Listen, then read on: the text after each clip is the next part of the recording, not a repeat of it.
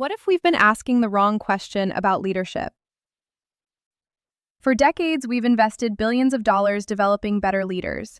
We've studied personality, communication styles, emotional intelligence, executive presence. And all of those things matter.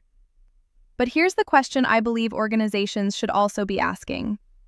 What if leadership isn't primarily about personality? Think about your own workplace. Employees don't experience personality tests. They experience behavior. They experience whether commitments are kept, whether people listen, whether accountability is consistent, whether disagreements are handled respectfully, whether teams cooperate or compete against one another. Organizations experience behavior, not personality. And when those behaviors become consistent across managers and teams, something remarkable begins to happen. People know what to expect. When that happens, trust improves because uncertainty decreases. Collaboration becomes easier. The culture leaders hope to create becomes the culture employees actually experience. That's why I believe leadership development is only part of the answer.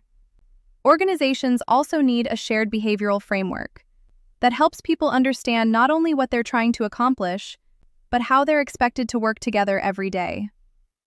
When behavior becomes intentional, culture becomes intentional. If this idea resonates with you, we've written a deeper article, exploring why leadership development doesn't always produce organizational performance and what organizations can do differently. The link is in the comments.